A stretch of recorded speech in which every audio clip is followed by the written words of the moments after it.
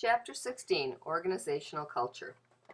When we think about companies, we can think of what type of culture that organization has. Organizational culture is that pattern of basic assumptions that we believe in and are taught to new members as to the way they think, perceive, and feel of the organization. The culture is shared, communicated through symbols, and passed down from generation to generation. The different types of levels of organizations, your artifacts, which we'll talk more about in a second, your values, and then your assumptions.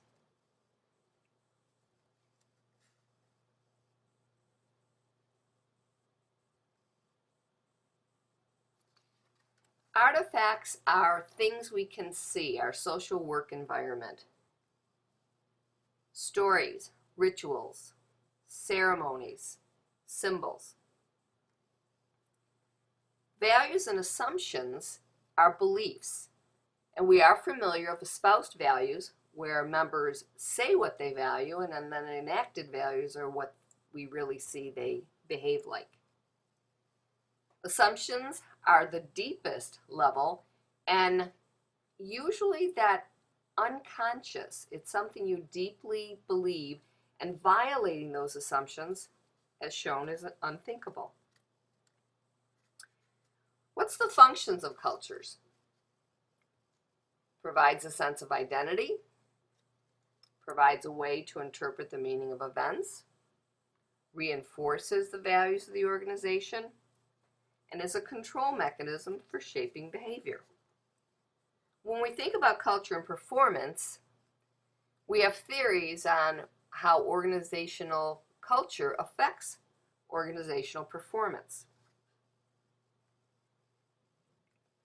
3 views: strong, adaptive, and fit. Strong culture, with a consensus on the values that drive the company and with an intensity that is recognizable, even to outsiders.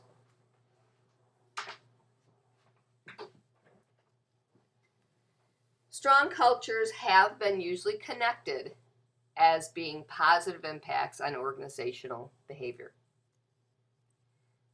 Fit perspective, culture is only good if it fits the industry or the firm's strategy. Adaptive,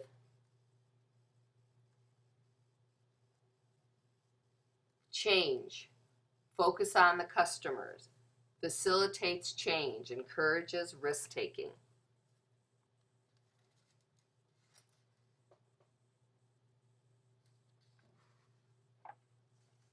When you shape and reinforce culture, your leaders have a large impact.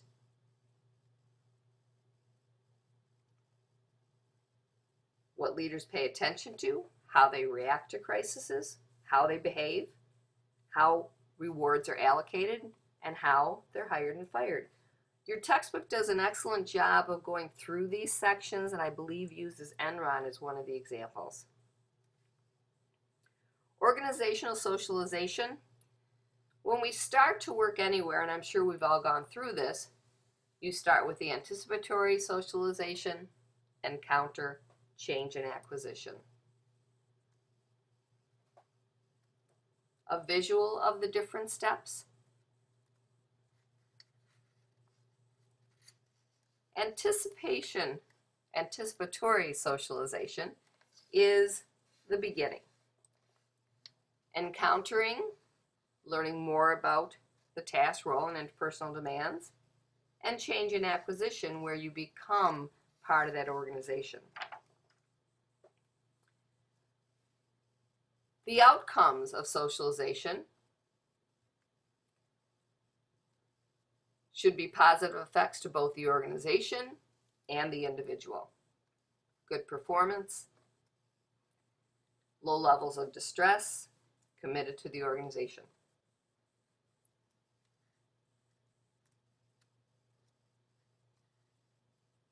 Socialization is one of the methods that is used to communicate the culture of the organization.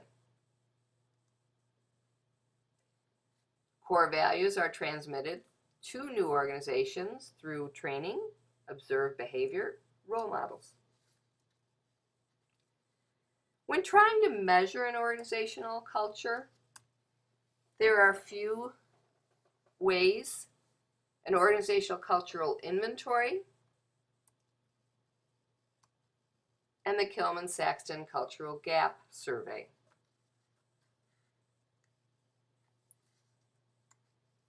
Triangulation uses a series of methods to look at measuring the organizational culture.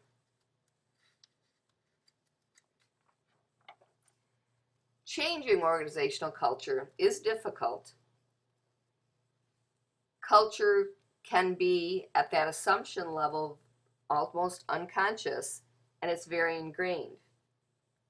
When you're changing a culture, it's almost like you're establishing a new culture, like if it were the first time. You're looking at changing the behavior. You want to understand why the change is happening. Communicate the new values and beliefs. Extremely important. Review the selection strategies to reflect that new culture. And when you identify individuals who resist the culture, you'll find in situations there are times that they need to be relocated within a particular job if they have a strong impact on that resistance to a group.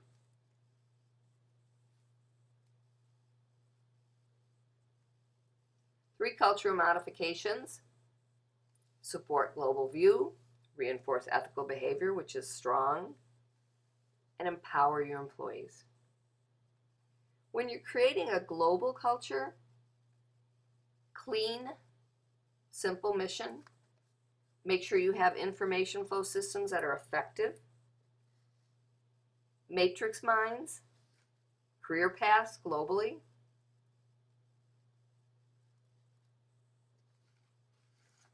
Developing an ethical culture.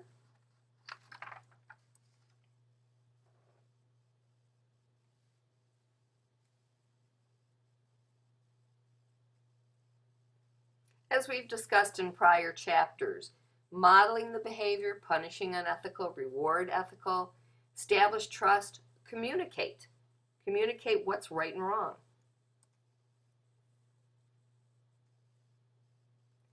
Empowering your employees, unleash that employee's productivity and creativity. Involve employees in the decision making, communicate. Remove obstacles to their performance.